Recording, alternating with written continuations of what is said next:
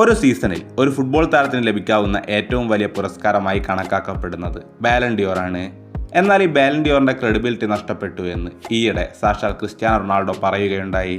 നിലവിൽ ഏറ്റവും സത്യസന്ധമായ അവാർഡെന്ന് റൊണാൾഡോ ചൂണ്ടിക്കാട്ടിയത് ഗ്ലോബ് സോക്കർ അവാർഡിനെയാണ്. This is why I love Globe Soccer and continue to do it this galas because you do it honest award. So this is very good. Ballon Dior award എല്ലാ രാജ്യങ്ങളിലെയും ക്യാപ്റ്റന്മാരുടെയും കോച്ചുമാരുടെയും ചില ജേർണലിസ്റ്റുകളുടെയും വോട്ടിന്റെ അടിസ്ഥാനത്തിലാണ് നൽകപ്പെടുന്നത്. എന്നാൽ globe soccer award ആവട്ടെ public വോട്ടിന്റെയും ഇതിനായി തെരഞ്ഞെടുക്കപ്പെട്ട പ്രത്യേക ജൂറിയുടെ തീരുമാനത്തിന്റെയും അടിസ്ഥാനത്തിലാണ് നൽകുന്നത്.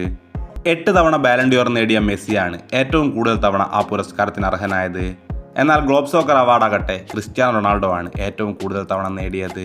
റൊണാൾഡോ 6 തവണ ഗ്ലോബ് സോക്കർ പുരസ്കാര ജേതാവായി. ബാലൺ ഡിയോറിനാണോ ഗ്ലോബ് സോക്കർ അവാർഡിനാണോ ക്രെഡിബിലിറ്റി കൂടുതൽ? നിങ്ങളുടെ അഭിപ്രായങ്ങൾ താഴെ കമന്റ് ബോക്സിൽ രേഖപ്പെടുത്തൂ.